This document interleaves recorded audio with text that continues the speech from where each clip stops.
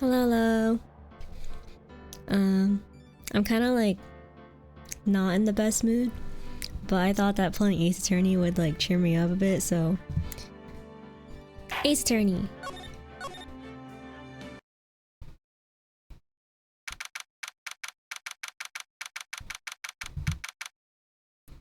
Yeah, I might be a little like low energy, but I'm here to play. I hope maybe I don't even know how much is left in the episode, but we'll see. Dude, I can't believe that Adrian. No way, not cool and collected Adrian Andrews. She is your manager. It would have been very easy for her to pull this off. The only person who had easy access to the knife you used at dinner was, well, her. So after the ceremony, during the break, huh? I was sleeping like a log the entire time. See, she could have also easily planted that blood-covered button in your hakama. Because she was the one that came to wake me up? Then, dude, you're saying it really was her? Yes, she is the real killer. She was the one who murdered Juan Correa. But why? I thought she was buds with Juan. She has her own agenda. Her own agenda? But what are you talking about? I'm sure I'll see you by the time this trial's over. It'll be alright. I'll get you acquitted by the end of today. Get me a verdict that's refreshing like a spring breeze, okay, Mr. Lawyer Dude? Phoenix. You think her motive is related to Celeste Impact's missing suicide note, right? Yes. Miss Andrews depended on Miss Impact as her strength and reason to live. But then Miss Impact suddenly killed herself. It sounds like she left a suicide note and the person thought to have hidden it is Juan Correa, the victim of this murder.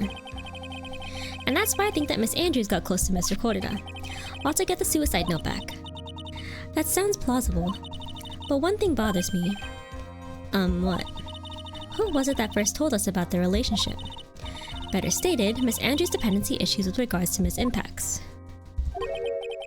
It was Edgeworth. It looks like he's still the one in command of the ship. Don't let your guard down yet.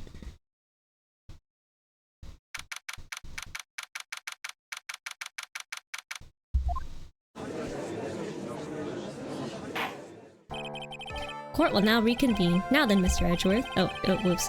I didn't read the last part. The prosecution calls the witness subpoenaed by this court. Miss Adrian Andrews, the person who discovered the crime in Mr. Juan Correa's room. What is your occupation? I am the manager of the defendant in this case, Mr. Matt Engard. I see. Now then. Before we begin, Your Honor, I have one request. Yes, sure. What is it? I'm sure everyone in this room is wondering the same thing. I would love to find out more about my relationship with the victim. After all, it was the topic of a certain weekly magazine recently. No, I have no idea what you mean. I've never even heard of Gossip Land. If the judge was ever a prosecution witness, he'd do all my work for me. Anyway, I was wondering if you could please tell us about your relation to the victim. Yes, I was seeing Mr. Correa. I was also aware of the rivalry that existed between Matt and Juan. But this is a private matter between Juan and myself. So it was a fry and bait matter, or was that bait and fry? Reminds me of fishing. Hello. But I didn't kill him. No one is accusing me of that. I think there's someone who would beg to differ. I think we all understand your relationship with the victim now, Miss Andrews.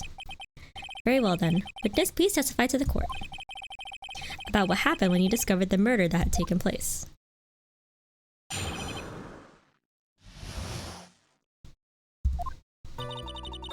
It was time for the show to start, so I went to get Matt from his room. After that, I went to Juan's room. And there was his dead body. I was in shock. Oh, that's it? Oh no, there's more. What I saw was, naturally, the exact same scene as in the crime scene photo. I felt as though I was about to faint, so I poured myself a glass of juice. You poured yourself a glass of juice after seeing a dead body? What? You poured yourself a glass of juice? Yes. Sadly, I didn't remember not to touch things at the scene of a crime. And I disturbed the crime scene by moving this one thing. And that is when the fingerprints in the wine glass are made, Your Honor. I see. What do you mean she poured herself a glass of tomato juice after seeing a corpse? Well, Mr. Wright, you may cross-examine the witness. Phoenix. She is one cool and collected customer, and she has the brains to match. Yes, I know. In order to catch a person like her, you have to avoid head-on confrontations. You should disrupt her pacing. Disrupt her pacing? She's the type of woman who is easily thrown off by things inconsistent with her thinking. Huh? So you have to attack when she least expects it. The instant you let up on your offense is the instant this trial is over, understand? Oh, okay. Yes, ma'am.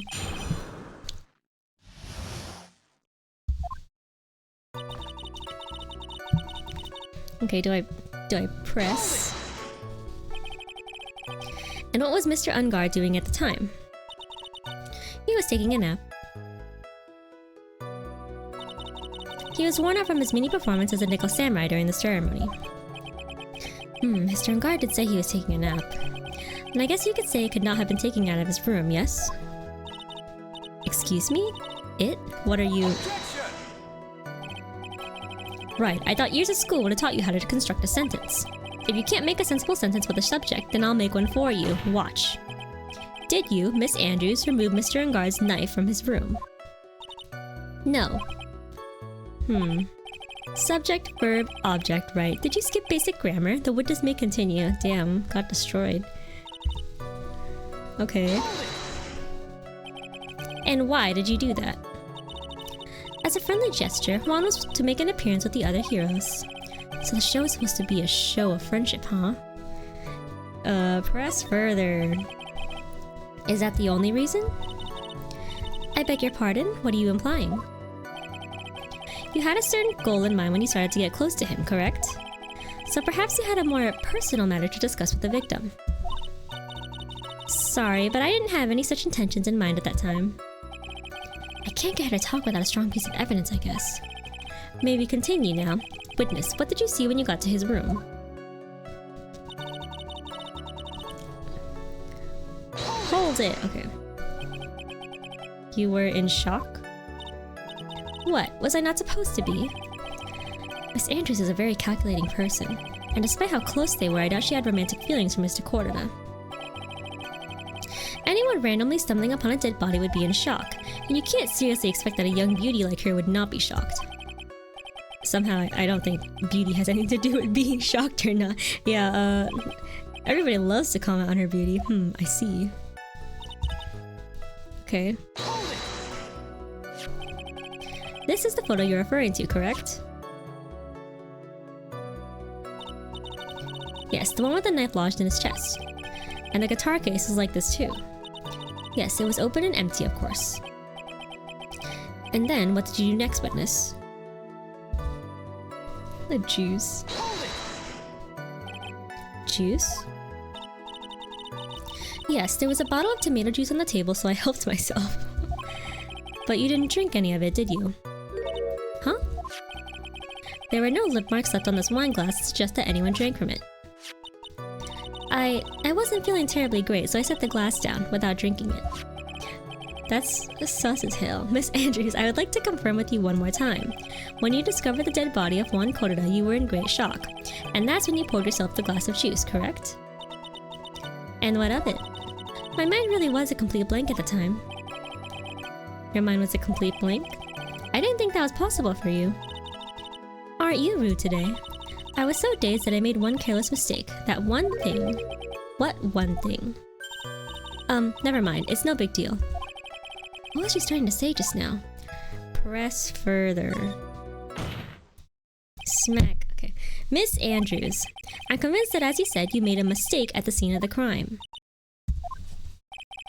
What I really want to know is what this mistake was. Actually, so would I. Oh, thanks, Edgeworth. I'm sorry, it's kind of embarrassing. When I set the glass down on the dresser, I accidentally knocked the flower vase over. Dang, I never saw her pants. She's kind of slaying. But flower vase? Are you talking about the one on the floor in the crime photo? This mess of glass shards. It was originally on top of the dresser, but when I bumped into it with my elbow, it fell onto the guitar case. Why did you withhold such an important piece of information? I'm sorry, I thought that since the crime scene was already in disarray, that people would simply assume the vase is just another part of the mess. It looks like yet another fact has come to light here. Please add this and anything else you have to reveal to your testimony. I'm sorry, but I have nothing more to add. I didn't touch anything else. ... But like, okay, if there's one thing I remember, it's that the guitar case was only wet on the outside and not the inside. Okay, what if I press here? What kind of flower vase was it? What? It was a glass vase, and it was fairly big and heavy. I thought I would try to take Juan's pulse, so I set the glass I was holding down on the dresser. And that's when my elbow accidentally hit the vase. That's odd. I thought she was always in total control of herself. That's what she would like people to think. Always be mindful of the gap between your perception and reality. It doesn't sound like there's any glaring contradictions in her testimony just now. I warned you earlier that she would not crack so easily. The only way to make her is to keep on the offensive and not let up. The only way you're going to catch her is some very strong, decisive evidence. I have to find something. I just have to, for Maya's sake. Okay, let's go. Well, we fixed this thingy, or like... Okay. Oh. Right? Objection! Oh, slay, okay.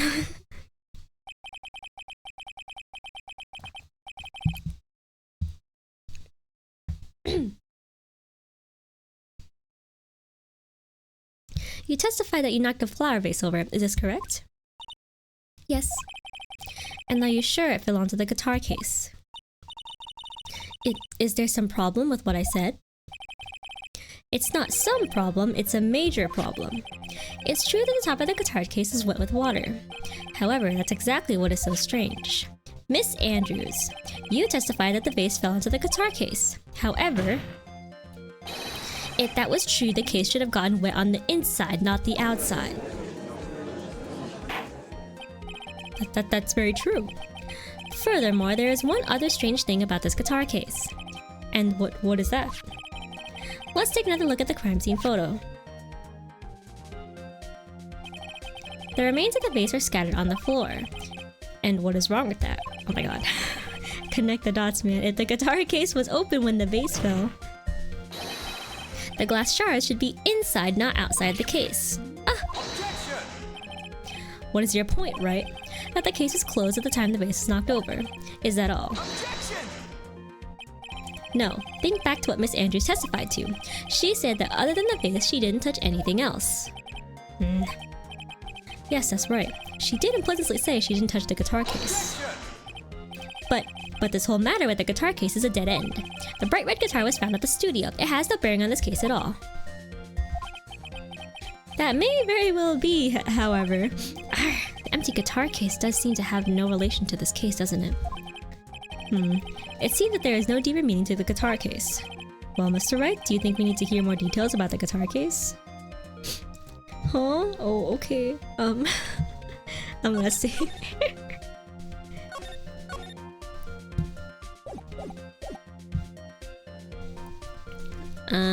It's sus, sure.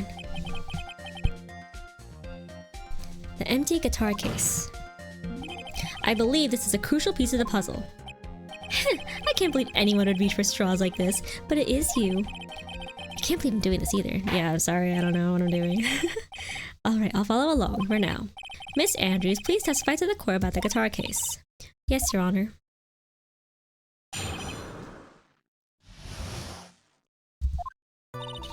I don't remember too clearly because I was a bit dazed. I suppose I must have opened the guitar case after I knocked the vase over. It's not a big deal though, right? The case is empty after all. As for why I opened the case, even I don't know. That's weird, but okay.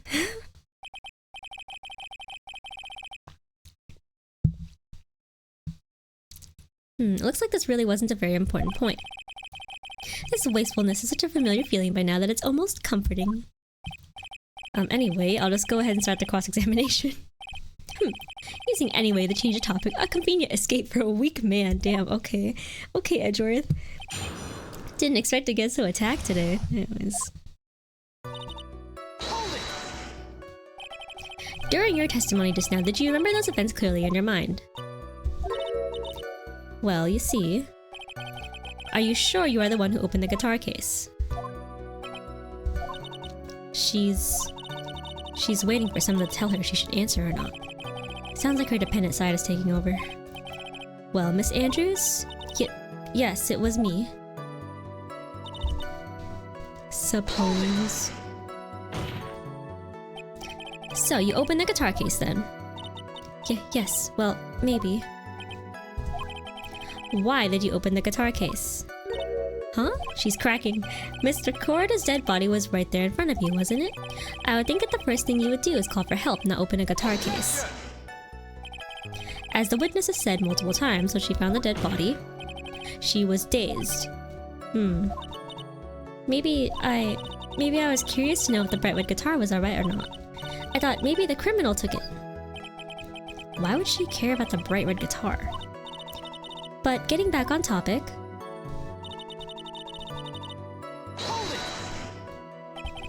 Was it really empty?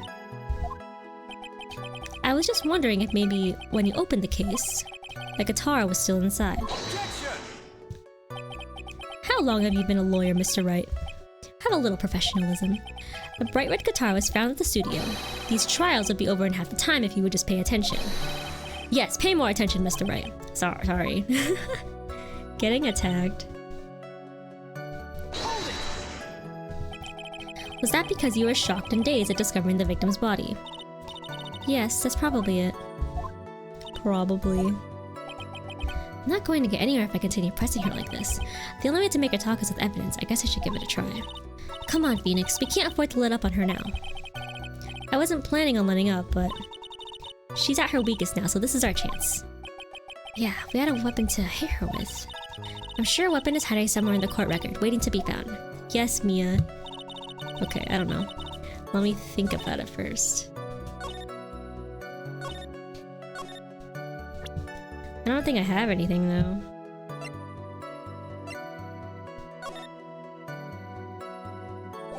Useless.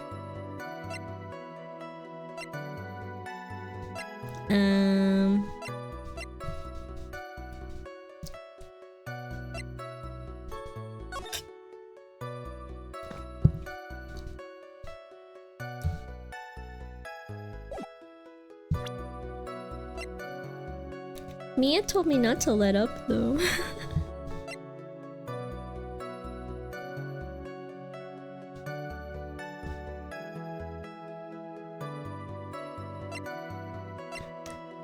But her fingerprints aren't on it.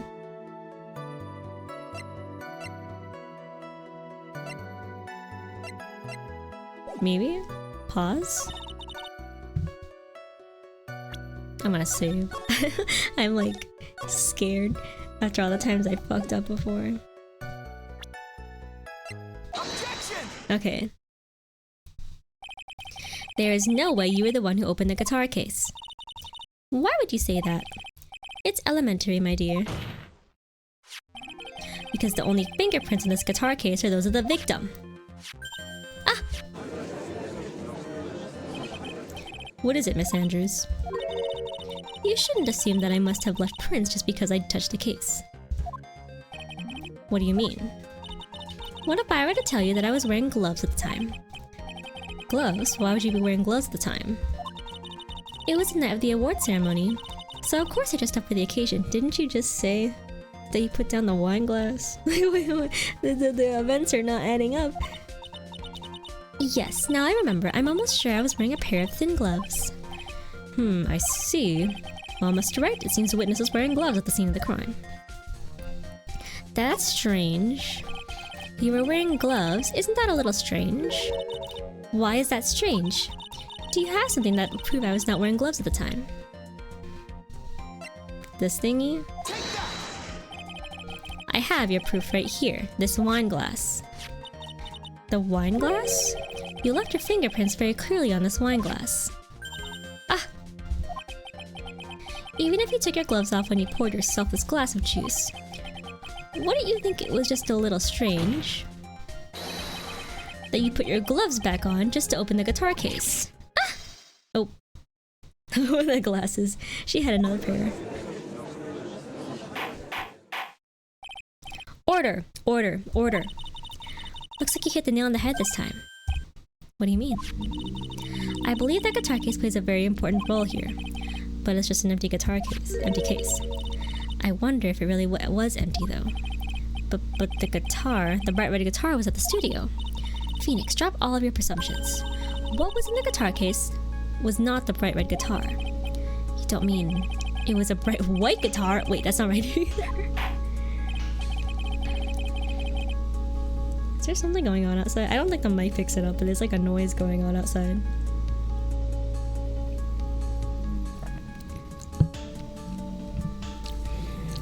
I think it would be unnatural for someone to do that. So the witness was not wearing gloves despite the fact that on the case... Your Honor, this is obviously the defense's usual misdirection tactic at work. Okay, Edgeworth, you're hurting my feelings. Steer the court towards an unrelated topic and lull us all into this misguided. No, Your Honor. Please recall that Miss Andrews had testified that the vase fell onto the guitar case, which means that the case was closed when the crime took place. However, it is wide open in this photo of the crime scene. I am sure this guitar case had some relation to the murder. If you are so sure, Wright, then I'm sure you can somehow substantiate our outrageous claim, correct? Please, enlighten us as to why that guitar case has anything at all to do with this murder. Can you do that, Mr. Wright? Well, let's suppose for a second that the bright red guitar was not the only thing that could have been in the case. The bright red guitar not being the only thing. You don't mean to suggest that a bright black guitar... So, you intend to push your theory that the case was not empty. Is that it, Wright? I wouldn't say something I didn't intend to prove. Deflate that head of yours. You haven't proven anything yet.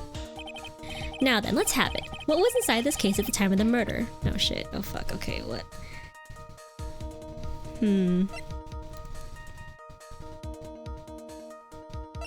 Huh? Okay, hold on. I don't know.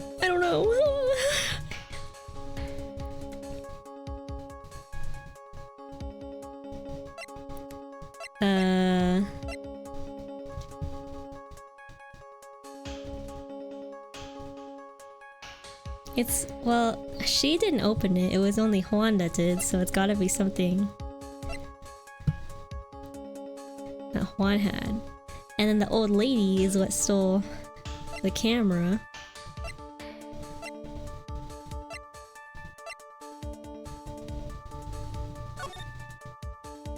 Huh? I don't know.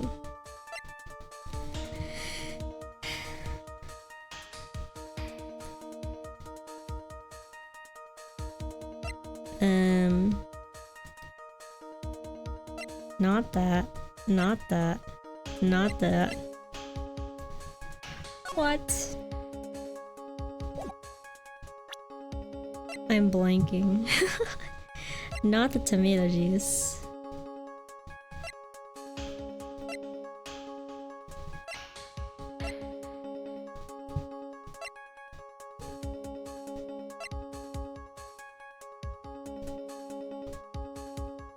I don't know.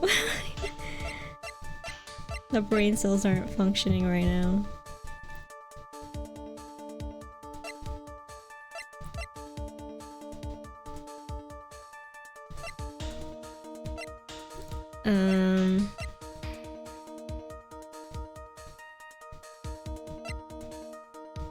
What would be in there? Like, no. It's something that he must have brought.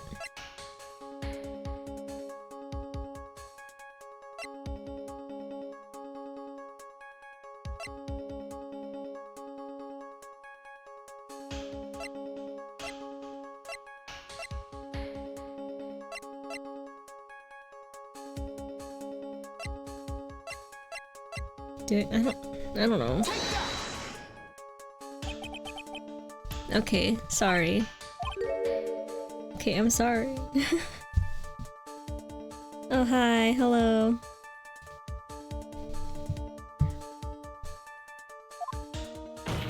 I'm sorry. Why don't you put that in the void where your brain is supposed to be? Yes, and never bring it out again. I'm sorry. I guess I'll just save here. Before I lose more health. Can't a foolishly foolish fool get some love? Okay. Yeah, okay. That's not the answer. Oh gosh. I actually don't know.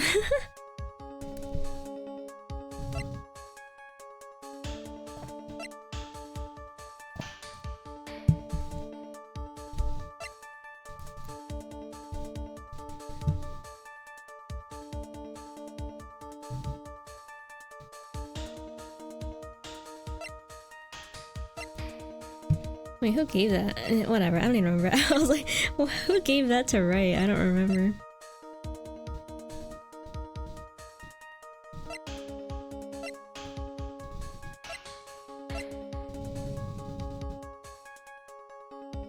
Well, that doesn't make sense.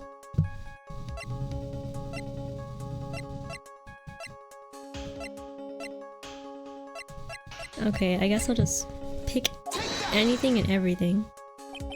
I'm sorry, okay, I'm sorry. Right, usually the music would stop, yeah.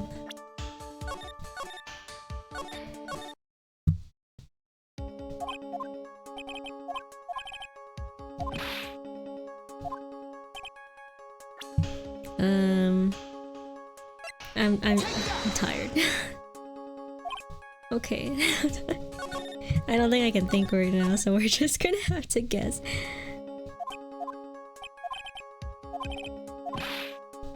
Let me save it here.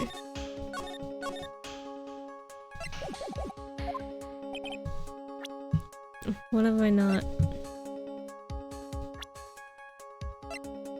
A person. Anyways, sorry. Probably not. Knife. I don't know, guys. Is this the wrong line of questioning?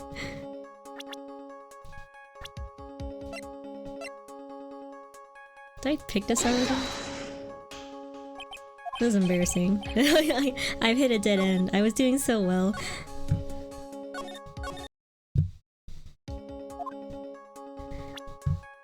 What would be in the case? Like, what the fuck?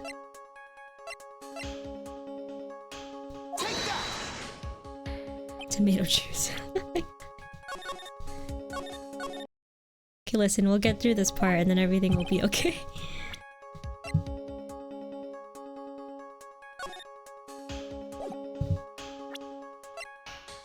Button. Yes, I'm sorry, I know that doesn't make sense.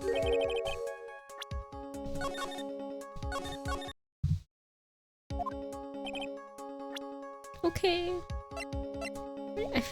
I should have gone in order because I don't even remember what I...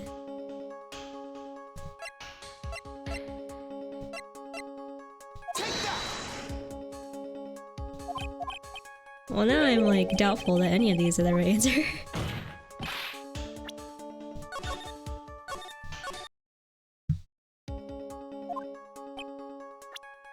Did I not like pick anything?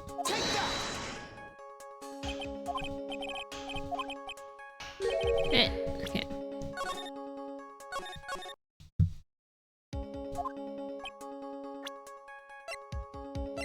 Why? Oops.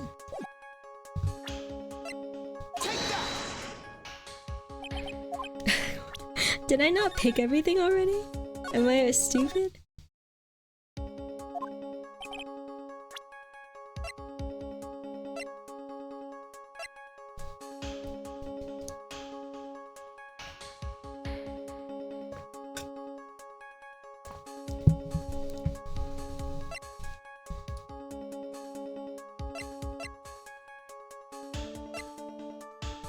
Wait, actually, did I not pick everything already?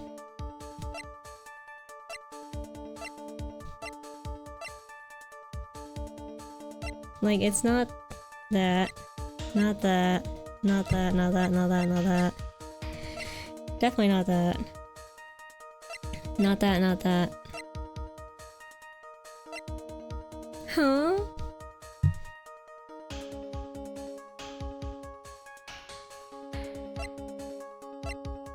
I thought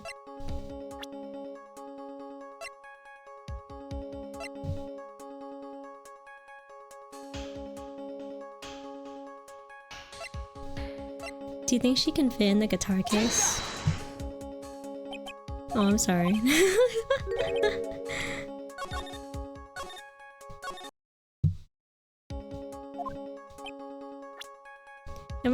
Is this the wrong? I'm so stupid. What?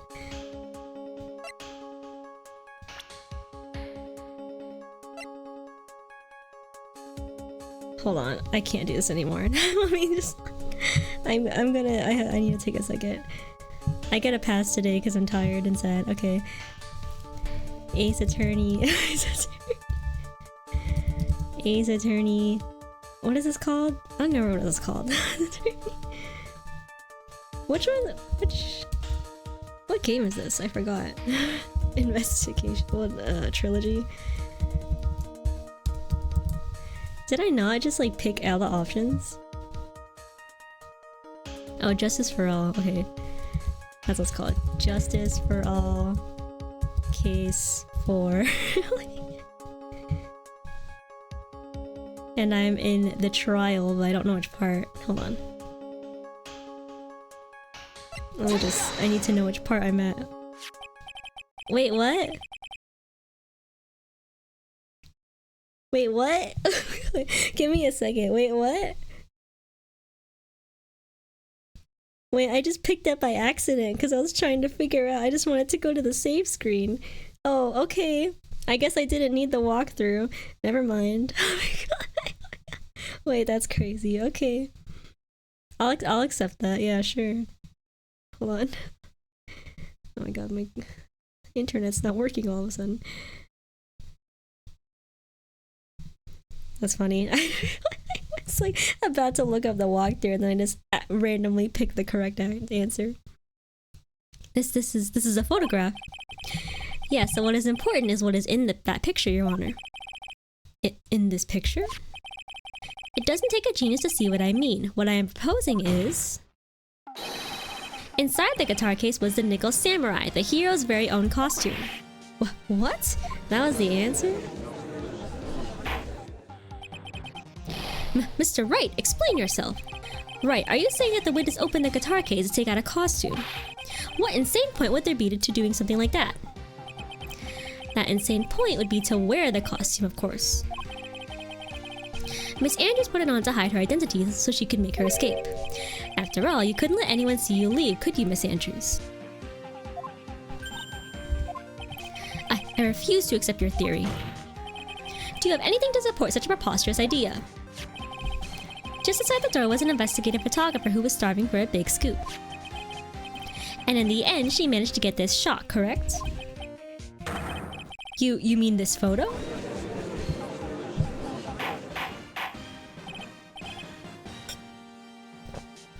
Order! Order! It looks like we've wandered into quite another mess again, haven't we? Nice job, Phoenix. Well, you know my strategy. Speak first, think later. So the real murderer was hiding inside a costume. Well, wait 1 second, Your Honor. The Nickel Samurai's costume would have been Mr. Matt Guard's. Why would something of the defendant's be in the victim's room? And inside the guitar case of all places? True. That is a little baffling. Mr. Wright, the court would like to hear your thoughts. What was this Nickel Samurai costume doing inside the guitar case? It's probably a spare costume. Mr. Guard did not take his costume off during the break period. In that case, the costume we are talking about was a spare one. What? Then, are you saying that on the night of the murder, there were 2 Nickel Samurai costumes at the Gatewater Hotel? Yes, that is what I am saying. And how do you explain the costume that was inside the guitar case? It would mean that the victim himself had brought the spare to the ceremony on purpose. But why? The victim, Mr. Corda, was the Jammin' Ninja. Why would he secretly bring the Nickel Samurai spare costume with him? What could be the reason behind such a peculiar act?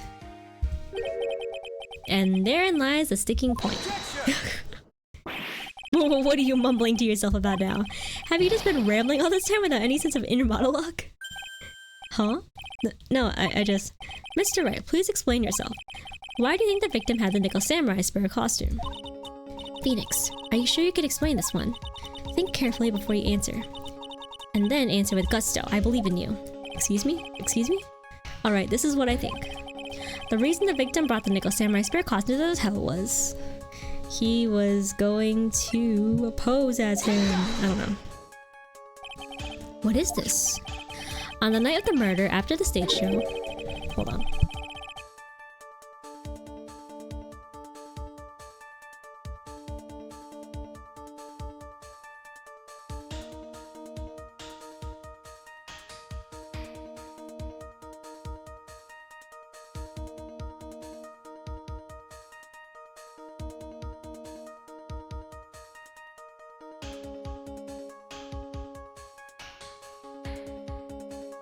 Okay, I'm back, sorry. The Nickel Samurai was going to hold a press conference. A press conference? Yes, the Nickel Samurai is supposed to confess something at this conference. I heard about this as well. For once, you're not making something up, right? But what struck me as strange is that Mr. On Guard himself said he had no idea he was supposed to be holding a press conference that night. Aha! But how can that be? The way I see it, that could mean only one thing. The conference was set up by none other than the victim, Mr. Juan Corrida himself. The victim? Yes. A spare Nickel Samurai costume was prepared for that very conference. Mr. Corrida was going to hold the press conference as the Nickel Samurai. Aha. He was going to dress up as the Nickel Samurai and hold the conference. But why would the victim do such a thing? That's something I don't quite know yet. However, what I am concerned with right now is what he intended to reveal at that conference. The Nickel Samurai was going to confess something. And by confess, I'd wager he was going to reveal something about himself. Which means that Juan Corrida, posing as the Nickel Samurai, was going to speak about Matt and Guard. Yes, I guess that is what it would mean. But if that's the case, that's not a confession, that's public disclosure. Miss Andrews? I can see why you're pros at what you do. Pardon me? Yes, just as you say, the press conference was set up by Juan. Miss Andrews, please offer us an explanation for this. I was the one he asked to help set it up.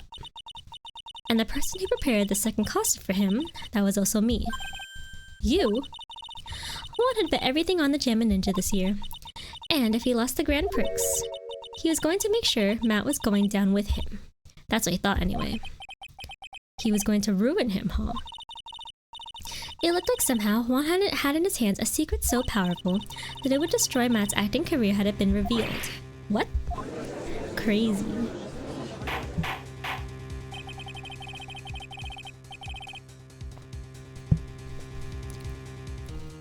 And do you know what the secret of Mr. Unguard's is, Miss Andrews? That's something only Juan knew. I don't know what it is. Ah, I see. I've probably been coming off quite suspicious to everyone, but that's to be expected. I've been trying to protect Matt after all. Protect Mr. On Guard. And yet again, another strange bit of truth comes to light, it seems. Miss Andrews, if you could, please tell us the truth about your behavior. Yes, Your Honor, I understand.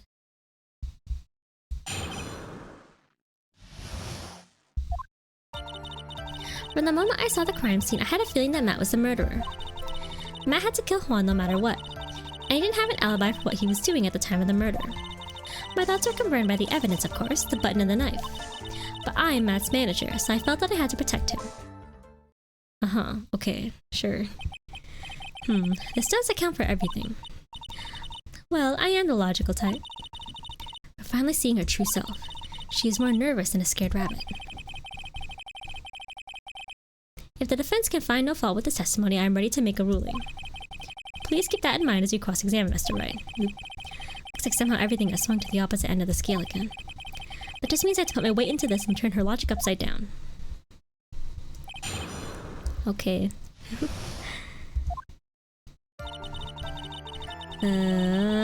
Press. Would you say that was your intuition speaking to you? Don't confuse my methods of reasoning with your own. If you want to prove that someone did something, you need 3 things. 3 things? a motive, an opportunity to commit the crime, and finally, decisive evidence. And if you think these three things through, the answer becomes quite clear. You should have already known that, Phoenix. They didn't teach us to us in school, at least not from what I remember. May I continue now? Damn, okay. So would you say this need came from the press conference? Yes, do you know why Juan chose that event and that hotel for the conference? Because that was when he could cause the most damage to the public's beloved Matt on guard. And you knew of this plan, didn't you, Miss Andrews? Yes, because I was the one who set up the conference and prepared the costume. But I'm sure Mr. Ungard himself didn't know anything about the press conference. Oh, really? Can you show me any proof that he didn't know about the press conference? Is he not enough proof? Like, is him saying that he doesn't know not enough proof? Anyway, the important thing here is that this information was not in your testimony. Yes, I agree. Miss Andrews, please correct your testimony if you please. Grasping at straws now, are we, Mr. Wright? I know what his motive was, I don't have any way to prove him right. Has Mr. Ungard done something to hurt or betray you personally? Why do you ask? You were the one who helped Mr. Corda with his press conference. And that event was supposed to bring to Mr. Ungard, yet you still helped out. The person in trial right now is Mr. Ungard, right? What the witness was thinking, helping the victim with his plan, is none of our concern. In any case, this means that the defendant had a motive to kill. Why'd I keep doing this to myself? Huh?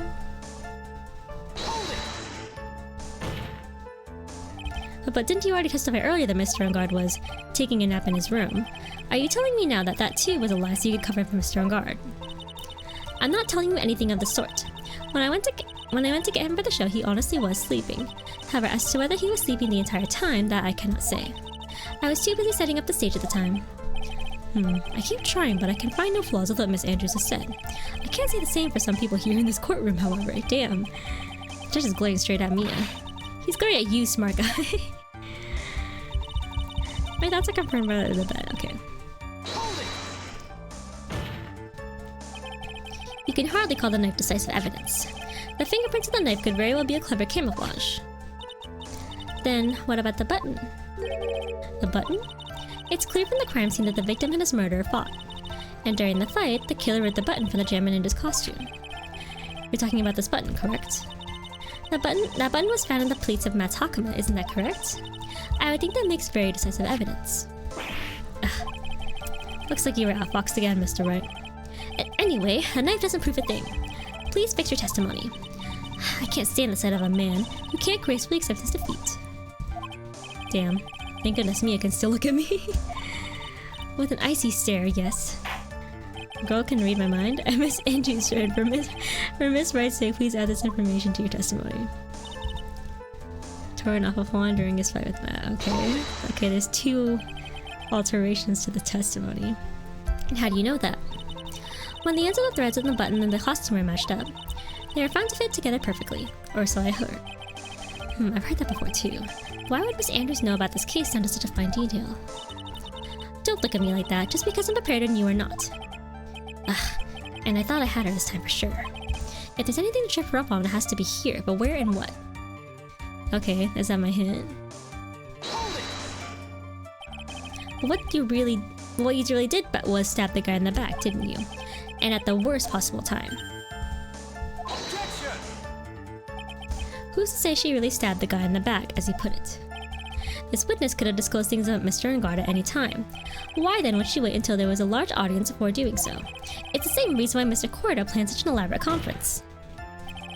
Miss Andrews wanted to cause Mr. Ungard as much damage as she possibly could. This witness bears ill will towards the defendant. This isn't the Phoenix Wright Wax Philosophical Power Hour, huh? And please, stop slandering the witness. As I expected, Miss Andrews' testimony seems pretty solid. Really, because to me it sounded a little wishy-washy. Wishy-washy? Well, I guess we'll see if I press a little more. You should know this by now. But you'll need strong, decisive evidence to make her talk. Yes, Mia. Yes, ma'am. Got it, Chief. I'm going to pin you down this time, Miss Andrews. Okay. Well, Wright said this one.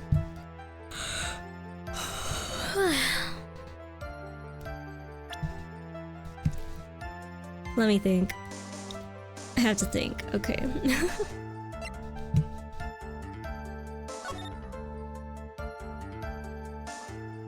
A button? Oh, is it this button?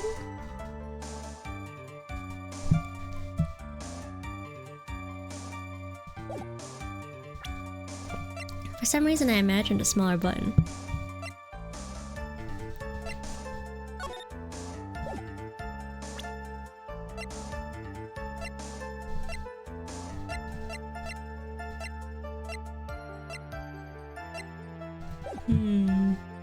What did he say? Blah blah blah blah blah.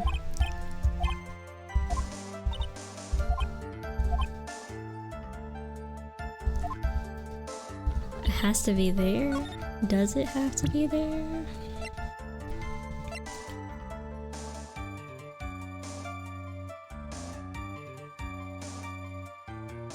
I will save because I don't want to mess up. Oops.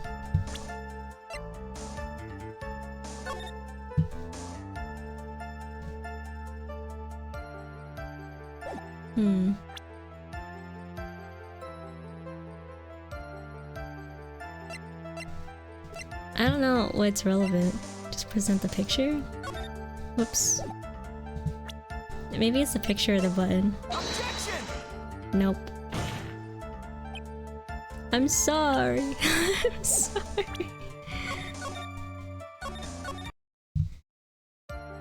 Oops. Okay, a button. Objection! Okay, never mind. I'm sorry.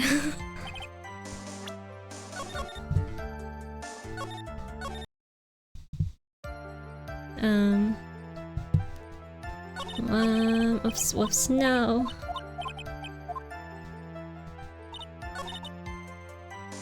I know what his motive was, I don't have any way to prove him right. I don't think there's anything I can present here, though.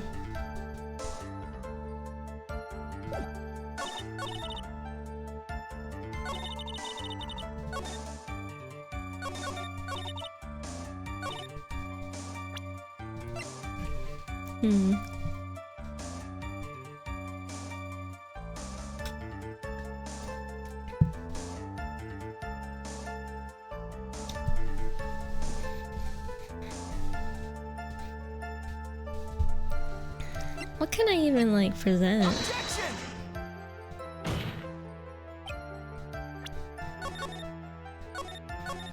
My brain's not at full power to... I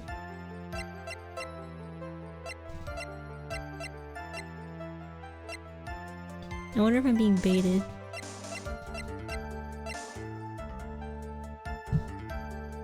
Objection! Aha! I got it, eventually. This is the victim's autopsy report. It clearly states that the cause of death was strangulation by a scarf. So, strangulation? The knife stab to the victim was done after the victim had already died. And what does that mean? Let's examine the evidence. This button has the victim's blood on it, which would mean that it was ripped off of the costume when? Oh, after the knife was stabbed into the victim. Exactly, which means... it is impossible that this button was torn off during the victim's final struggle, because the victim was strangled to death in that fight. That's right, Miss Andrews. There is no way this button was ripped off during the struggle. This button was consciously pulled off of the victim's already dead body. Dang. Order! Order! What is the meaning? What is the meaning of this, Wright? So what if the button was torn off the body after the victim had already died? What does that change? Let me ask you one simple question, Mr. Edgeworth. Why was the button torn off? What purpose did that serve? What purpose? We now know this button was not torn off during the fight. So the murderer took the time and effort to purposely rip this from the victim's body. That would mean that the murderer had something in mind, wouldn't it?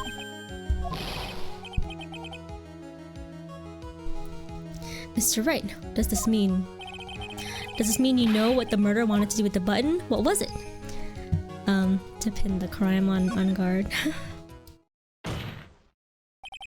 There's only one logical reason for doing something like that. It was to pin the crime on Mr. Unguard.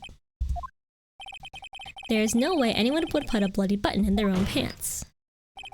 That's right, Mr. Ungard was set up. By the real killer, of course.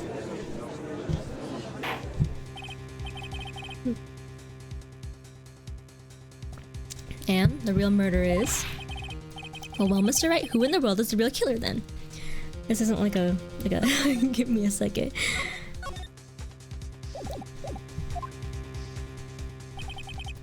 Finally. I can't believe I managed to bring this trial all the way up to this point. Phoenix, you can't let your guard down yet. Not until the very end. The real killer, the person who planned to frame Mr. Ungard is... Huh? Haven't we been like accusing her this entire time? Am I crazy?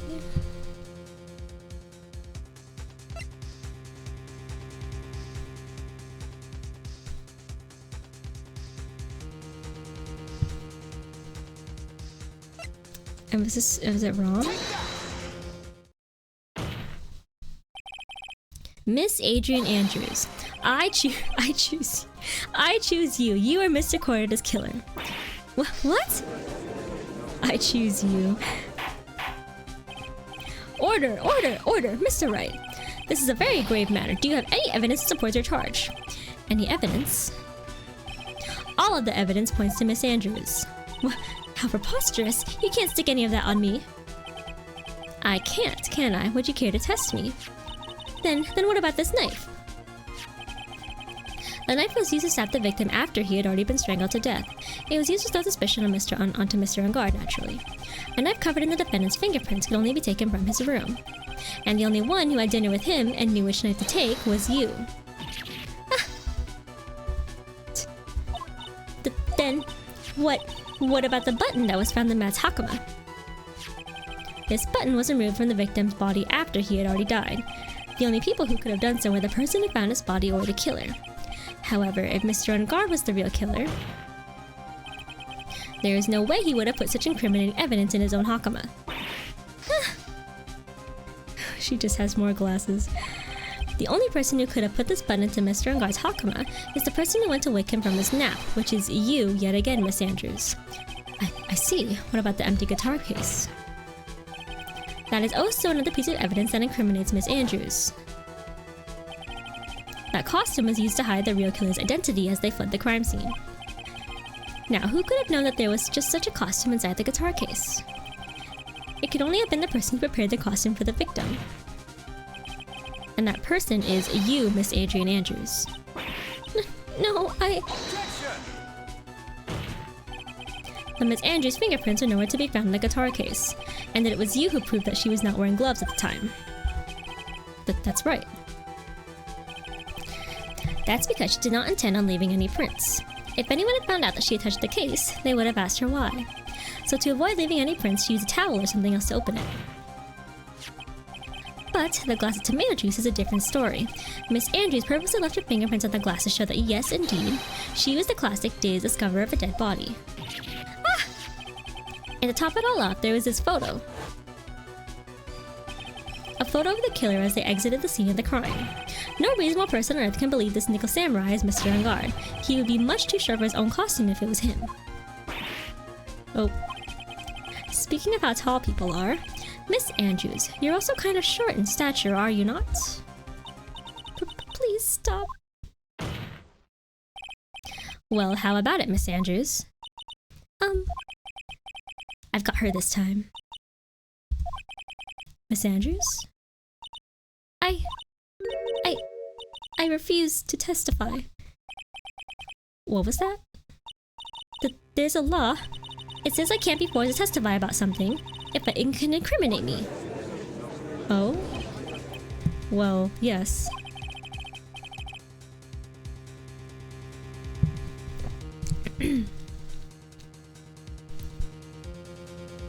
You're absolutely correct, Miss Andrews.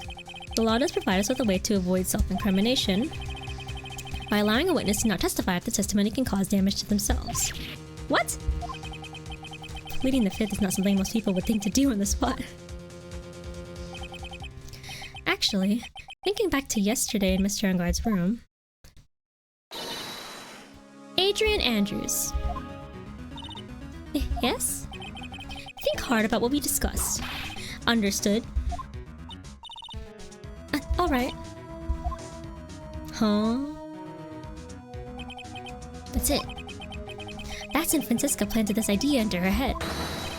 She must have told Miss Andrews not to not testify if things look bad. You did a good job proving everything up to this point, Phoenix. But there's still one thing you haven't done. Something I haven't done? What's wrong, Wright? Are you finished already? Run out of evidence? What is so humorous, Mr. Edgeworth? I'm sure you realize this as well, Your Honor. But everything the good lawyer here has proven up to this point is meaningless. What? Everything you have proven is circumstantial. Circumstantial? Yes, circumstantial. You have yet to provide a single piece of definitive proof. Proof that Miss Andrews did in fact harbor a wish to murder Mr. Corda. Oh, he's gonna make me dig up the dirt, okay. Miss Andrews, did you want to kill Mr. Corda? I believe this may lead me to incriminating myself, so I will abstain from answering. But Miss Andrews, if you do... Oops. Hold on. Okay, if you do that, it would be the same as admitting your guilt, don't you think? Maybe so, or maybe not. There is nothing to prove it either way. Besides, you don't even know what crime I would be guilty of due to my silence. No! She's taking that defiant attitude again. Mia, what should we do? Somehow, we've landed in the worst possible situation. I think we have reached a certain conclusion at this point in time. Miss Adrian Andrews has refused to testify, and the defense's theory that she is the actual murderer has not been fully substantiated with solid definitive proof. But that's not true. In this situation, there is only one thing this court can do, and that is to declare a recess. Recess? I request that both the prosecution and the defense look further into this matter, and at tomorrow's trial... Tomorrow? You don't have it tomorrow. If you don't get a not guilty verdict today, then... Please wait, Your Honor. That's not necessary. The trial. Please continue the trial. What are you sweating for? Your client's getting one more day to live, isn't he? That's not it. This isn't about that. Edgeworth, I know you know who the real killer is. Please, let the trial continue. If I don't get the verdict, then Maya... But it's impossible to continue as long as the witness refuses to testify. Now then, this court is... Yeah, that's my guy. It is not impossible for this trial to continue. Mr. Edgeworth, what are you...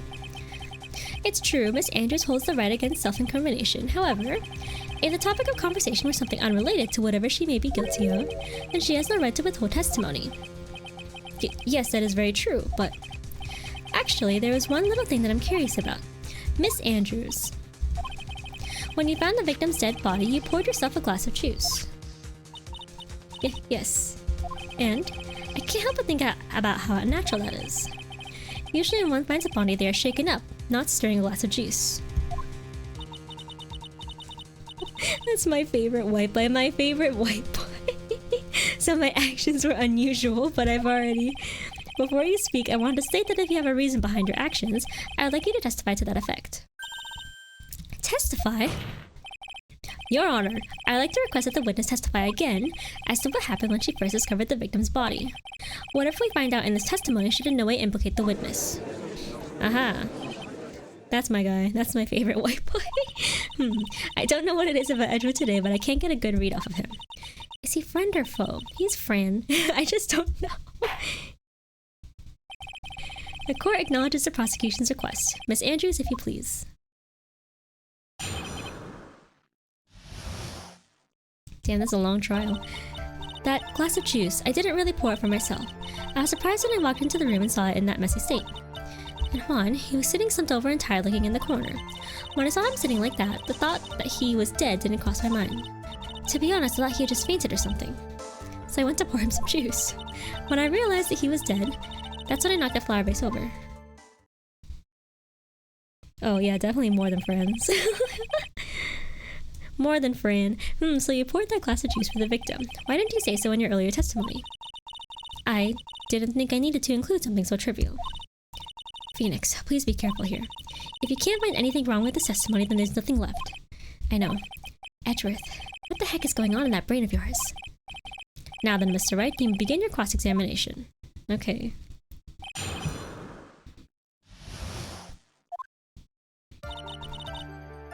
Boop.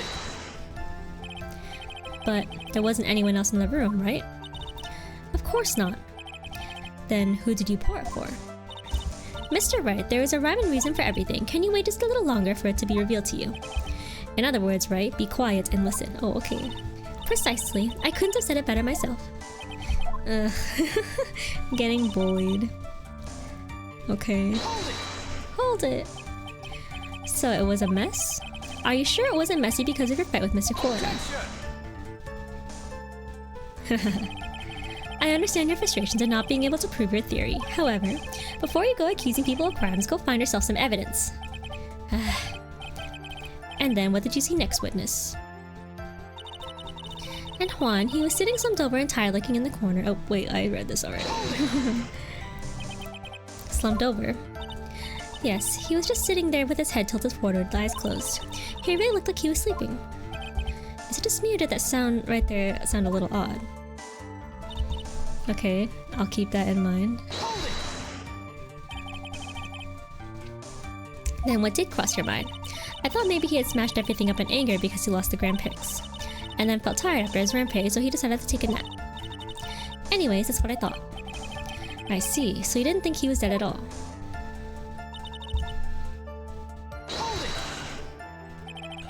You thought he fainted.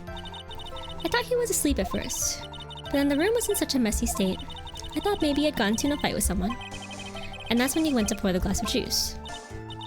Yes, he always has a hard time waking up, so Juan always has a glass of tomato juice to drink. I see. And after that, what happened next?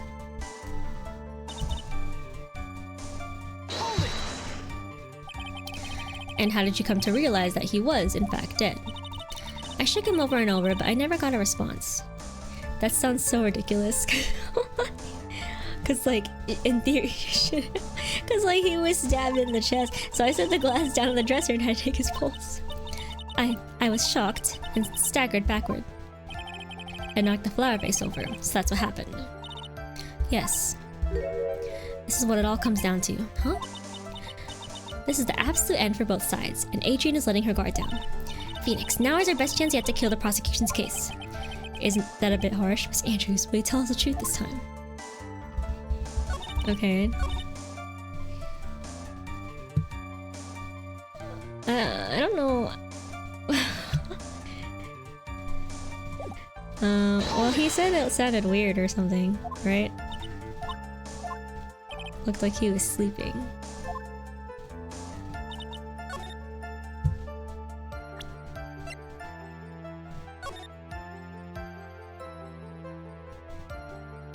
Is that the face of someone who looks like they're sleeping?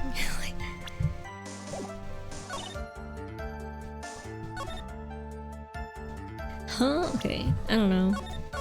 I just think this whole thing is off. Crime scene photo! Man. I'm sorry. Okay.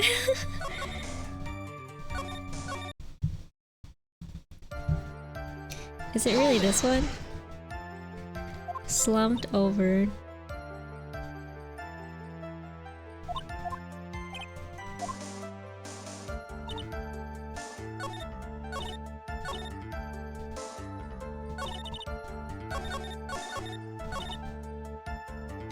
What about the knife? Can he not stab the knife? How do I bring that up?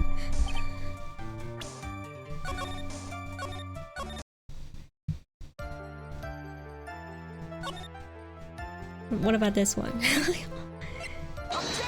No, okay, fine. I guess maybe it's the wrong thought process.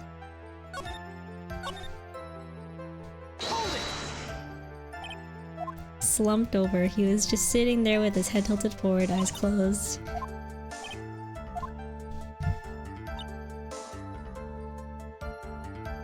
What? Oops.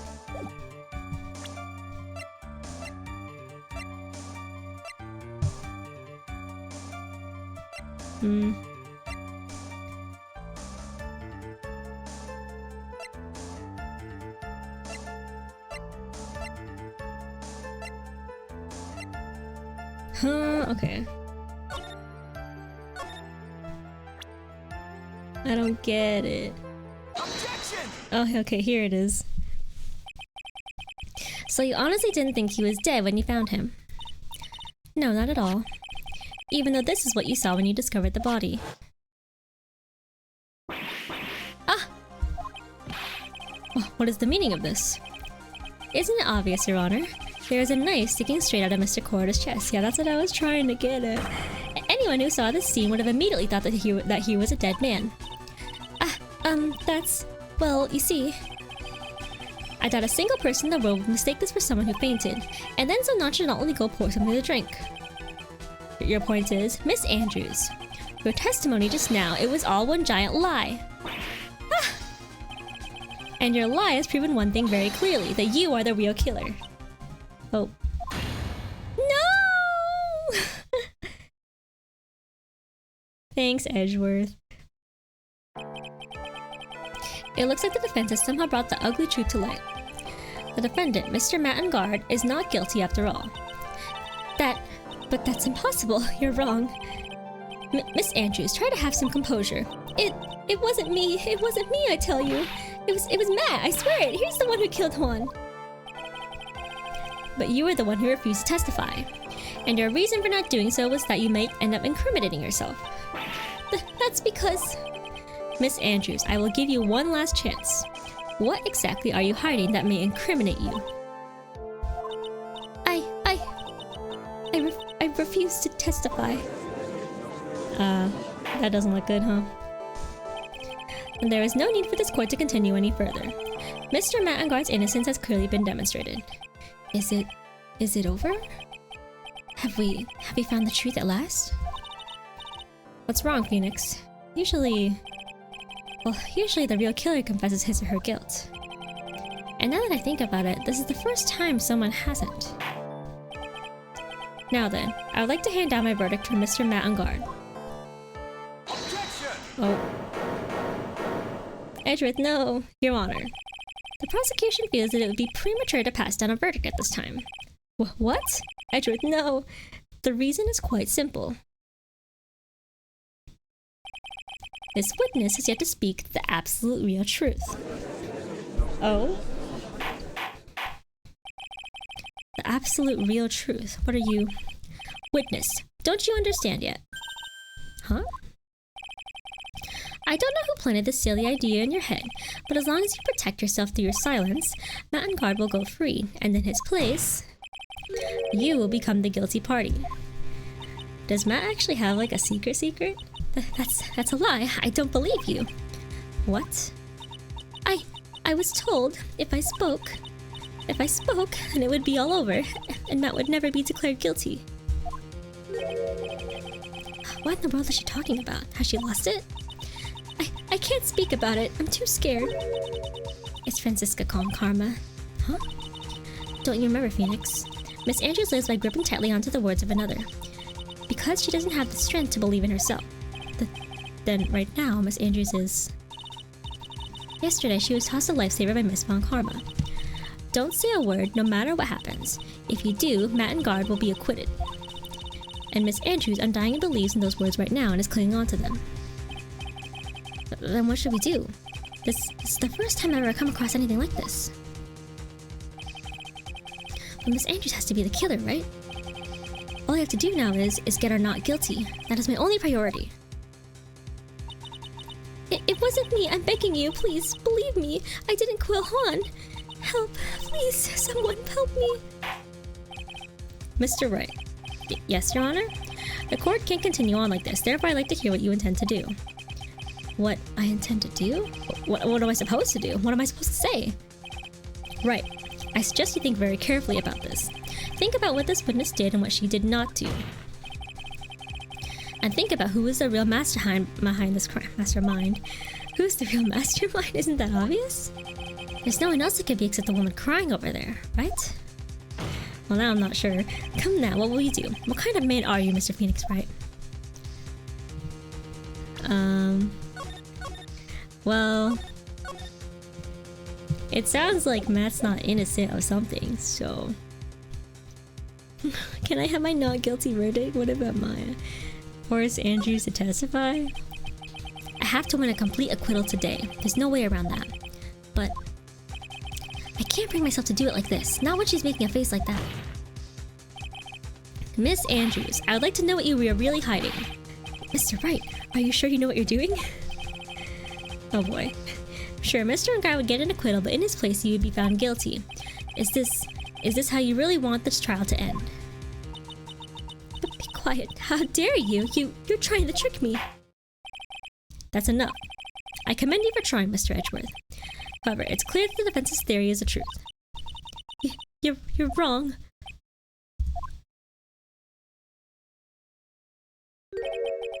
What a shame. I'd hoped things wouldn't come to this, however. Well, what is it, Mr. Edgeworth? Miss Andrews, since you absolutely refuse to testify, it falls on my shoulders to disclose this to the court. Stop. But Mr. Edgeworth? Oh? This witness, how should I put this? She has an illness. What? And because of this illness, she has tried to commit suicide in the past. Oh, he just brought it up like that. So stop, please stop. No matter how much you want to hide it, it's no use. I have the evidence right here. Ah! That's the second part of the suicide report. The attempted suicide report. What will you do now, witness? You know what I'm about to do, don't you? I will now reveal to the court the true nature of the pitiful woman known as Adrian Andrews. A secret of her dependent nature. Having other people know about it scares her more than anything else in the world. Oh, threatening. Please stop! I beg you! If people find out, I'll... If you're going to say you would choose death, that is of no concern to me, oh damn. Edgeworth, how can you be so cold? However, before you die, I will pull the truth from your still breathing lips. No matter what I have to do. Okay, damn dude. So, will you tell the court yourself or shall I? Either is fine with me. I'll talk, but please, help me. Oh, okay. I don't really feel good anymore, but... Nothing matters anymore. Oh, okay, girl. My crime, okay. When I first saw him, I really thought he had fainted, honest. When I realized he was dead, that was when I formulated my plan. Once I made sure there was no one in the hallway, I made a dash back to Matt's room. And then, I stabbed Juan's dead body with the knife and ripped off the button. Just when I finished and was returning to Matt's room, I had a bit of an inconvenience. And that's why I ended up using the nickel samurai costume. What is the inconvenience? Stab the body with a knife, but why would you do that? Isn't it obvious? To pin the blame on a certain person. A certain cowardly man. What do you mean by all of this? It might take this court a little while to understand, but... This is the truth. The real killer is Matt, a scumbag of a man. I'll never forgive him. He's trying to escape his guilt again, just like last time. Last time? So, Miss Andrews stabbed the victim, Juan Cortada, in the chest with a knife. However, she didn't do it with murder in mind. She did it with the intent of framing Matt and Guard for the murder. And this is her crime. Okay, but what? How is this possible? I mean, wasn't Miss Andrews supposed to be the real murderer? Mr. Wright, please get over your shock and commence the cross-examination. Okay, it's crazy. Okay. Alright. But you could tell from the state the room was in that there must have been a fight. Are you telling the truth when you say that you did not know he was dead? He had a scarf tied around his neck, but that scarf is a part of the Jammer Ninja's costume, so I didn't think anything about it was strange. His head was also tilted down a bit, so I couldn't see his face that well. That's why I thought I'd wake him up and went to pour the juice. Okay. What is this plan you had? I knew right away the murderer was Matt. I knew because Juan, he was going to expose Matt's weakest weak point to the world. So Matt did this to stop Juan and silence him for good. That's when I thought, I should forge some evidence to pin this crime on Matt. So the forged pieces of evidence were the knife and the button. The first thing that came to mind was to plant the knife.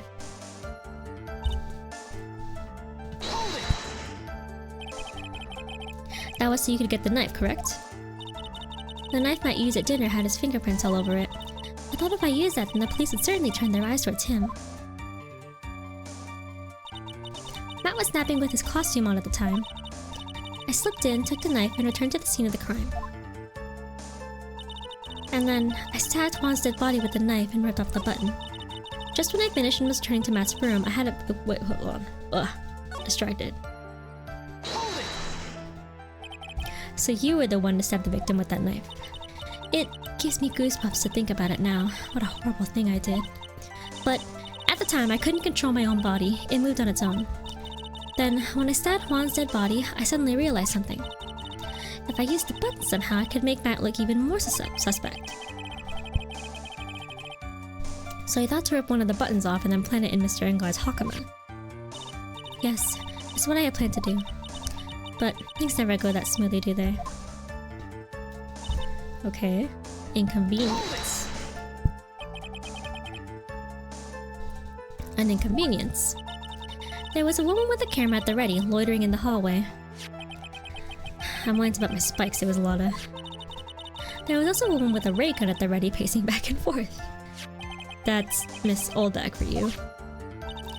I had already been caught and made into a big scoop for a certain weekly tabloid once, so I couldn't very well go out looking like myself and get caught again.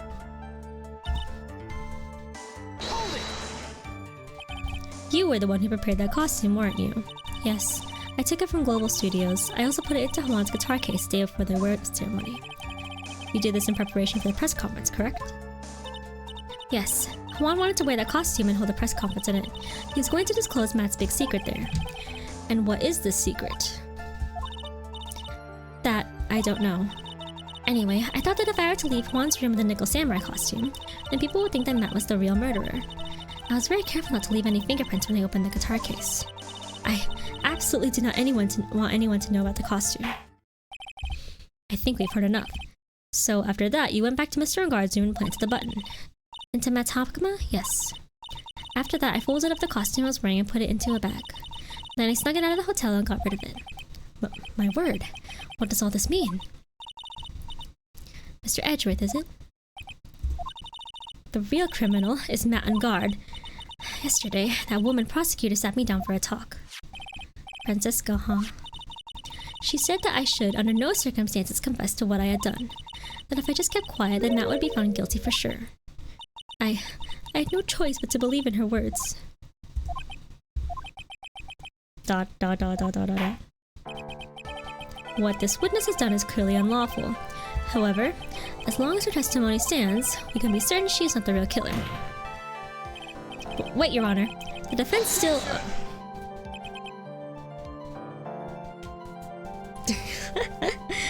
Get back to my couple, right?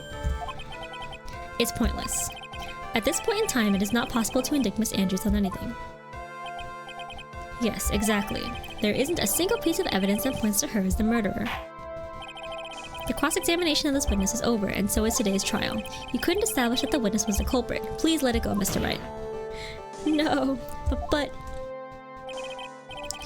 Mr. Edgeworth, please place Miss Andrews under arrest for further questioning.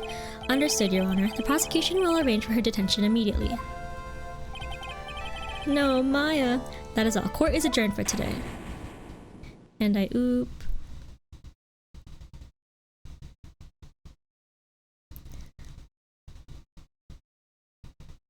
Was that like what I was like not supposed to do? Oh no.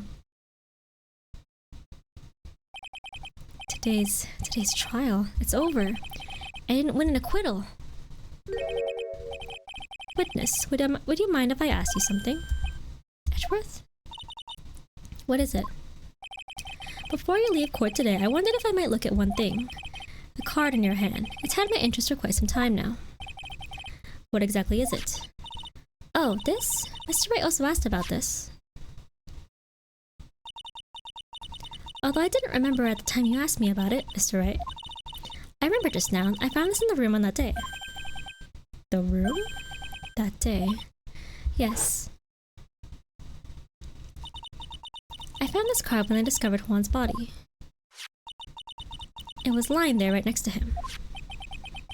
You found that card next to the victim's body. I suppose I must have unconsciously slipped it into my pocket.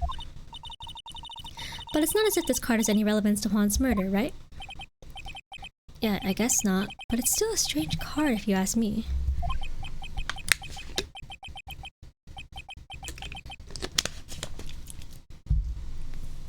But as far as a clue to this case, I don't see why. Oh. Witness that card! Give it to me! Hurry! Huh? Edgewood. Do you have any idea what you have stupidly yet inadvertently done?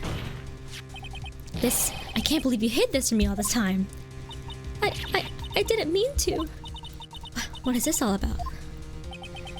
I've never seen Ezra so emotional before. Oh.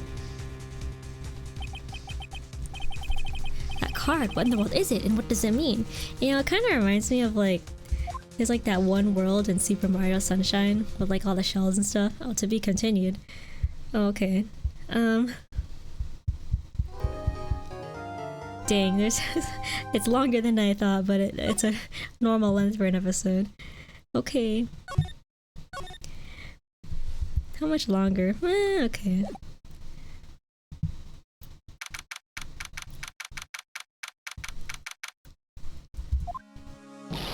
Mystic Maya! It's Mystic Maya!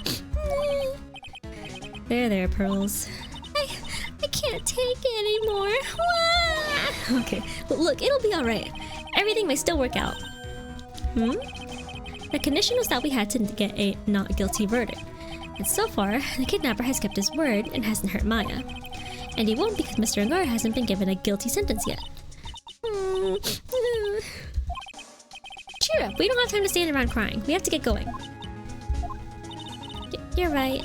Mystic Maya is in much more pain than I am. Yes, that's right, so... Hey, you guys! Glad I caught you, pal. Mr. Scruffy Detective! Oh boy. Looks like Detective Gumshoe has been dubbed Mr. Scruffy Detective in Pearl's book now. It's just plain old Mr. Dick Gumshoe now, and I came to talk to you, pal. But we're kind of busy right now. Okay, what do you have to say? The future. So what are you going to do from now on? What do you mean, pal? Well, you've been fired, right? So do you have a new job lined up yet? Oh, that, what am I supposed to do now, pal? I don't have anything coming in at all until my next payday. What are you talking about? You don't have another payday. I guess it means I'm just gonna have to work here at your place, pal. Oh. So say what? You'll be searching for things that will prove Mr. Angar's innocence all day, right? Well, yeah. So yeah, I'm going to help you, pal. I've got lots of experience in investigating and watching over people's places. And I'm great at making really simple meals, pal. I'll take care of it all. Come on, Mr. Nick. Let the Mr. Scruffy Detective take care of things. Okay. By the way, what's your best dish? Instant noodles. Simple dishes. Why am I surrounded by people who only eat cheap, unhealthy foods? Jeez, Edgeworth. Oh, what a silly guy. That was the first time I've ever seen Mr. Edgeworth act like that. Never thought he'd say something like he didn't care if Miss Andrews killed herself. He said that? That's horrible. But because of him doing that, we got the truth finally. The truth. Miss Andrews' last testimony. I wonder if that was the truth. I'll give you that there was nothing strange in her testimony itself, but I still think there is something fundamentally wrong with the whole thing. You mean about that thing, pal? Why would she want to... No, I mean, almost need to frame Mr. Angar? I couldn't figure that out from anything she said all day. Then, you're saying the testimony was a lie? Not a lie per se. It just feels like there's more here than meets the eye. Or that's what Edgeworth would like us to believe. That's such a dirty trick! Even that woman prosecutor was better than that. Franziska von Karma. Speaking of Miss von Karma, do you have any more information on her condition? Wasn't she shot this morning? Oh yeah. Forgot about that. Miss von Karma was shot today on the way to the trial by a pistol pal. But she's going to be fine, right? I mean, Edgeworth said she was in stable condition, but... Well, she was shot in the shoulder, so she's okay and still hanging in there. They should be taking the bullet out, so she's probably resting at the hospital. Which one? What? Are you going to visit her, pal? No, well, I was kind of thinking about it. Hey, you've actually got a heart, don't you? She looked like she was being tortured to death not being able to go to the trial today. So maybe it'd be good for her if you let her whip you for a bit, pal. Let's go let it whip us, Mr. Nick. Oh, Pearl. Now I'm definitely not going. Let's see. The name of the hospital. Oh yeah, the Hot Eagle. What? That name sends a chill down my spine. Not that clinic. Well, I guess it can't hurt to stop by and say hi. Are we actually? Well, now I have to go. Okay. I can go everywhere. I'm going here. What the fuck?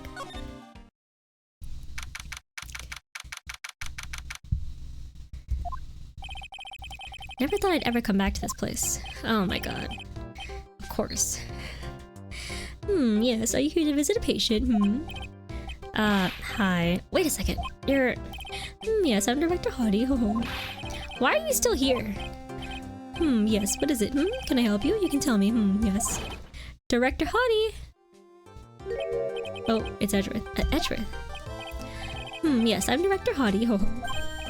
Oh, you're the man from this morning. Yes, what is it? Director. Francisca. How is Francisca von Karma?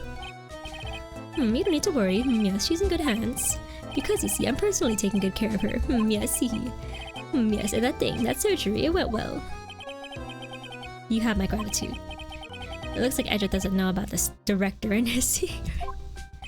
She looked so pitiful, absolutely terrified. Yes. But I understand. Yes, her opponent was a gun after all. And when I snuck on her real secret, like she would scream really loud. Yes. I don't like this guy. I see. But she's really cute too. When I do that, she'd open me with her whip. Boy, did I cry like a baby. Yes, but I think I'd get used to it. Okay, yeah, good job. Hi. Go back to your room. You're so mean. So mean, my frisky friska. That's good too. Okay, yes, it's time for my IV drops. Yes. And what are those tulips doing in your hands, Mr. Phoenix, Wright? I knew I shouldn't come here. Maybe, well, I mean, you didn't need to bring tulips. I was shot in the front of the courthouse in my right shoulder. But it's no big deal. This sort of thing happens all the time. What? I even had full intentions of running the trial this morning. But that would have been too much for you.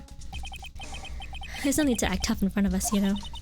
Regardless, I was dragged here by that man over there. He was so unyielding, one has to wonder if he was simply interested in stealing my case. It was the only logical course of action given the bullet was still lodged in his shoulder. That's crazy. She was just gonna go there with a bleeding shoulder. But by taking over the case, I found myself having to clean up after you and that irresponsible deal you made. I think I know what deal he's referring to. The deal. Miss Von Karma, you made a deal with Miss Andrews yesterday, didn't you? I don't know what you mean. In order to make sure you got your guilty verdict on Mr. On Guard, you told Miss Andrews to not testify in court today. I don't know what you're talking about. Do you have some proof that I made such a deal? But you're denying it. It looks like you were lucky, Mr. Phoenix, right? If I had been in court today, this trial would already be over. All while hiding Miss Andrews' own crime. That isn't my problem, whether she had tampered with the evidence or not. I have only one objective, to find On Guard guilty of murder. The end justifies the means, Mr. Phoenix, right? The end justifies the means. Miss Von Karma. Adrian Andrews believed you when you said, if you don't tell the truth of what really happened, then On Guard will be found guilty. And what does that have to do with me? Because of that, she is now in danger of being found guilty herself. All because she believed in your words until the very end. That still has nothing to do with me. She's just a weak person, that's all. Damn. But you had to know she was. Ow! I think visiting hours here are about over. So, if you'll excuse me. What's wrong? Why did she suddenly cut you off? Probably because she thinks I had the advantage in that argument. Hey, Edgeworth. What's up, buddy? What happened today at the trial, Edgeworth? That was not like you at all. I mean, I know you knew about Miss Andrews' condition. You could have made her testify as many times as you wanted, but to go that far. But she wouldn't testify about that until I said something. Listen, Wright, the courtroom is a garden of judgment. I am putting myself in the line when I stand in there. And that's why I made the witness do the same. It's only natural. Okay. By the way, Edgeworth, you were really angry in court today. That's rare for you. Yep. He was very pissed. That card? What in the world is it? You mean this? Listen, Wright, this is top secret information. You absolutely cannot leak this. A special investigations team has existed for a number of years, but few know of it. I understand. Their task is to find the owner of this card, a man called Shelly the Killer. Oh. Shelly the Killer. And just as his name states, he is a killer, an assassin, the best at that. An assassin? Was placed next to the victim at the time of the murder. Miss Andrews was carrying it. I like how she just picked up the card and was just casually holding it the entire time. Like for what reason, girl? So who is this Shelly the Killer? The Killer is the name of a long-standing line of assassins. Long-standing? The name first appeared about 100 years ago, I hear. Shelly is the professional name of the third heir to the Killer name. So because his professional name is Shelly, he leaves cards with a shell on them? He has a habit of making sure to leave a card by the body of his victims. Why would he do something like that? We think it is a part of his duty to his clients. His duty? If he leaves a card, then his clients can be assured it was he who killed the victim. It also serves as insurance against any charges being pushed onto his clients. I see. The killer values the trust between his clients and himself above all else. It seems that this is one honorable assassin with a moral conscience. I guess even honorable assassins can exist. So you think this assassin, you think he's the one who did the killing in this case? It would appear that way. The discovery of the card basically confirms it, wouldn't you agree? Shelly the Killer, huh? Oh. I noticed something at the trial today. You were behaving in a very strange manner. Is something the matter? I guess I should just tell him. Maya, she's been kidnapped. Kidnapped? What does the kidnapper want? An acquittal. I see. I had no idea. I will prepare a rescue team as soon as possible and resolve this by tomorrow. Really? Did you hear that, Mr. Nick? Mr. Edgeworth is going to... Stop trying to console me, Edgeworth. I don't need your pity. Mr. Nick? There's no way you can find her. We don't even have a single lead to go on. There's only one way to save her. I have to get an acquittal somehow. It's the only way. Right. Listen. You need to know something. Juan Cordo was killed by Shelly the Killer. And the client who ordered the job is Matt Ungard. Your own client. Oh. Oh. Ooh. Please stop. I can't listen to you. I can't believe that. I see. Well, if you want to continue your investigation, you will need this. What is it? The hotel right now is restricted to police personnel only, as we're looking for any clues that might lead us to Shelly the Killer. But if you take this with you to the hotel, I'm sure they will let you enter. Letter of introduction allows Vera to freely investigate the crime scene. Nice. In any case, I must attend to the preparations for Maya's rescue team. We'll meet again if anything should happen. Now, if you'll excuse me. Mr. Nick? Do you think Mr. Ungard hired an assassin? No way. I mean, he doesn't have a psych lock. Yeah, I guess not. Maya, please. All he asks is you make it home, safe and sound.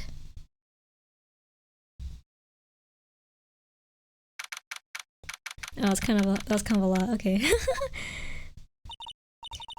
I guess even kidnappers can be a little clumsy. Clumsy enough to drop a card like this for me. And even though he said he was an assassin, I bet he's just making that up, like how Nick does with everything in court. Anyway, let's try out the card trick with this card I just found. Sounds like I got the door open. Oh, good girl. Okay, time to go take a look around. Okay, slay.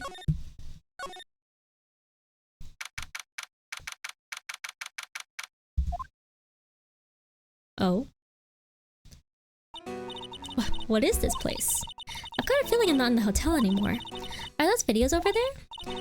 Well, I'll worry about that later. For now, I should be looking for clues. That way I can show them to Sis and maybe get out of here. Alright, what's this? Oh, there's a framed picture sitting on this coffee table. It's a picture of a woman. She's kind of pretty. Hey, looks like something written here. Let's see. I think it says, "With love, Celeste." Oh, that's Adrian's mentor. I bet this could be a clue. Here's a little bear. That's weird. What's a figurine doing on a sofa in a place like this? I think it's a bear. Aw, how cute! but it's got a lot of cuts and slits on it. Ooh. I wonder if it's some kind of puzzle or something. Is that a dog door? It's locked, of course. Oh, the dog door's locked? It doesn't look like I can use the card to open this door. There's a little hole at the bottom of the door. If only I was a little skinnier, then maybe I'd be able to crawl through there. Dang. Oh hey, it's a computer. I've never really used one before. Really? I have no idea where the power switch on this thing is. Drat. There goes my plan to use it somehow to get out of here. I believe you can try a little harder, Maya. What is this thing? An antenna, I guess? And this is a VCR? There's sure a lot of electronic gadgets here. But what is an antenna doing here? Oh, this simply will not do. I cannot have you wandering around at will. Yeah! Oh, it seems that your Mr. Wright is truly concerned about you. He is? For now, suggest you remain cooperative. If you cannot, there are ways in which I can help you. Ways, you mean... Dead men tell no tales, how the saying goes, correct? Dead? I'm most certain I told you on our first meeting. I am an assassin. No way. You're lying. I mean, an assassin? People are not always who they appear to be. Nick! Oh no. And he had a picture of the Celeste girl. Mr. Nick? Oh, hold on. Is that why Matt is innocent? Because it was... Huh? Wait, I don't understand. Oh, yes, bros? I caught up my thoughts about my situation. Mr. Edgeworth has left, you know. I guess for now I have no choice but to believe in Mr. Engard. But I think I should listen to his story one more time. Alright, let's get going too. Okay. Alright. Back to the office? Oh, okay. Wait. Back to the office and then the detention center.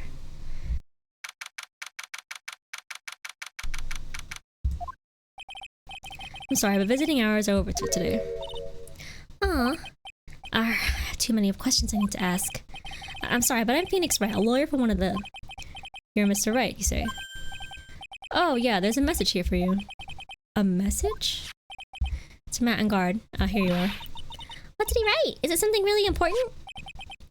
I don't know. Well, let's see what it has to say. To Mr. Lawyer, if I've got something really important to tell you. Why would I feel uneasy all of a sudden?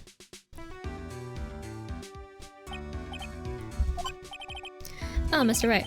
So, actually, I have a favor to ask of you. I had this cat named Shu. I didn't put out a lot of food when I left the house, so he's probably pretty hungry. Oh, cat. You think you could drop by my house and feed Shu for me, dude? My house is just a little ways down from the hotel, alright? Oh, it's just a favor. This is terrible! Let's hurry! We have to feed his cat! I'm sure poor Shu's stomach is growling by now. Yeah, I guess. Please feed my cat, Shu. Alright, we have to. A client's request is a request. Guess I should go check up on his cat. What, is it unlocked? Let's see. I should probably go to the hotel.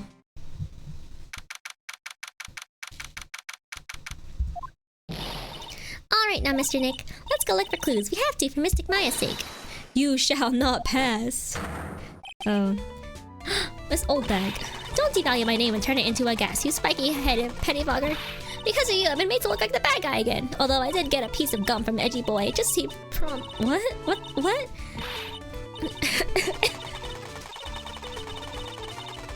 Oh, okay. Oh. Ah! My salt bag! Keep your hands off me! This helmet is airtight. No air gets in and no air gets out. That's not good. Then why do you keep putting it on? Don't think you can get me in a mood with silly questions. You're going to have to defeat me if you want to get by. I'm not hearing this. Okay. Jesus. Okay. Ha! There are a million lightning stories to be asking me questions, whippersnapper. Looks like the only way I'm going to get any investigating done is to purchase something about this kooky alien. So she's not going to talk to me? Is that what it is? Like, actually? Alright, well, and then she won't let me pass, right? Yeah. Okay, cat time. The mansion? Sure is dark. I'll go turn on a light. What the fuck? Wow, so this is what a star's house looks like. It's just a motorcycle hanging precariously, not even very high up above the couch. Wow. Come on, Mr. Nick, let's find Shoo, the kitty cat. Shoo! So I guess this is Shoo. Oh, what a lovely cat! Hello, Shoo! The cat seems to like pearls. Who doesn't? Oh, pardon me. Oh. May I help you with something, mister? Oh, we're lawyers. Yes, Pearl is also a lawyer. Actually, I'm Mr. Uncard's lawyer. The Masters. Then you must be Mr. Wright. Yes. It's a pleasure to meet your wonderful self. I am the family butler, John Doe. Nice to meet you. What is with the face? Anyways. You must know all sorts of things about Mr. Ungard, right? Honestly, sir, I don't believe my master is capable of such a foul deed as murder. And, anything else? No, not especially. It is not appropriate for a lowly servant to speak of the master or his affairs. How typically butler-like, as it were. Mr. Doe, how long have you served at this residence? Well, sir, I'd have to say, maybe about 1 year. And, anything else? No, not especially. It is not appropriate for a lowly servant to speak of himself and his affairs. Yeah, I would have thought Mr. Ungard the kind of to have a maid over a butler. You're so right, actually. I would expect him to have a maid over a butler. That's a very cute cat you've got here. It is my duty to take care of him. The master rather fancies Shoo. And, anything else? No, not especially. It is not appropriate for a lowly servant to speak of the family cat. Well, then I guess I don't need this piece of scrap paper anymore. Matt's note crumpled into a ball and thrown away. He threw it away. Well, I'm afraid I must take my leave of you now. Oh, we should probably get going ourselves. So young and yet already so accomplished, a master of law. But there is also a lot to be proud of in being a butler, in charge of the house and all. Thank you for the compliment, sir. People are not always who they appear to be. Now, if you'll excuse me. Okay, but like, if you think about it, if he had a butler, why did... Well... no, Edgeworth, Phoenix, use your brain cells. If he had a butler, why'd he ask you to feed his cat? A giant bicycle is flying through the air. That bicycle, Pearl, is one where you don't have to pedal, and it moves on its own. Really? Wow! But sorry to disappoint you, it can't fly. Oh, that's too bad. It's a very comfortable and spacious lounge set. I wonder if famous stars drop by and sit around and have a good time. In any case, I don't really belong here, do I? What is with me? I'm feeling inferior today. Fireplace. Oh, there's a giant cooking hearth here. It's actually a fireplace. How are they different, Mr. Nick? You know, I've never actually seen a hearth before, come to think of it. You should come and visit Faye Manor then. I'll show you one when you do. Aw. What else? There are masks here. Yeah, that one in the middle is a Steel Samurai. Oh, you know what? I bet Maya's here. The ones next to that are the Pink Princess and the Evil Magistrate. They fought many battles against the backdrop of Mia Old Tokyo. Wow, you really know a lot about the Steel Samurai, Nick. I don't know whether to laugh or cry that I know more about that show than a kid. Okay. You're just gonna leave? Okay. The cat door. How about the Criminal Affairs Department?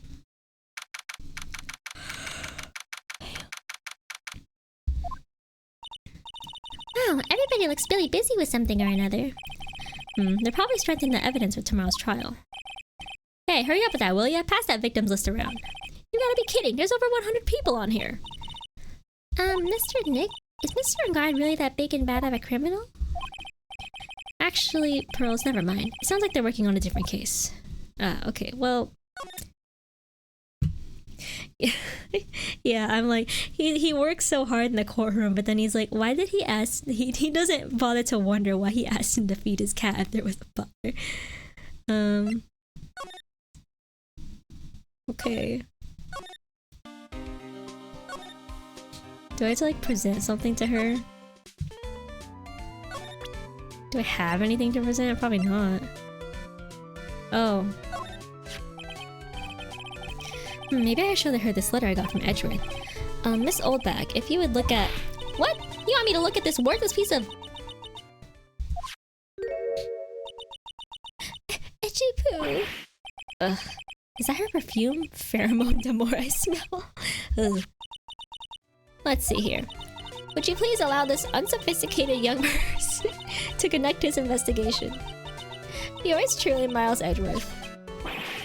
Yours truly? That man's good at flattery. Fine, but only because Edgy Poo said so, you understand? Letter of introduction given to Miss Oldbag. Okay. I just thought of something I have to do. Remember, no messing around. You do anything bad and I won't let you off the hook. Nope, she's gone. It looks like she has strong feelings for Mr. Edgeworth. That may be, but you know nothing's going to come of it. That's so mean, Mr. Nick. Feelings are meant to be told and shared. Oh, you're such a sweetheart. Ow. Every time I talk about love, I always end up with a handprint on my face somehow. I feel like she doesn't have a concept of age gaps. So anyway, let's continue our investigation. Okay. Oh, she's back. Ack, what now? One little thing before I forget. You can't go into Unguard's room today. Why? The police's main investigation team is going to be in there all day, you hear? I wonder if they're the team in charge of investigating the killer. So don't go in there. Set one foot in there and you'll face the wrath of Wendy Oldbag. Okay. I think actually I'm gonna stop right here. I'm very curious, but I'm also very tired. So that'll be the end of today's stream. And I have no estimate for the next one, but... Anyways, now that I have to go back to school, I'll still try to stream at least once a week. So, bye-bye. Until next time. Thanks for hanging out. There's still a bit left, dang. Well, I'm excited. This case goes on. It sure does seem like that, but there's a mystery here. Yeah, bye-bye. Thank you. Take care as well. Bye-bye.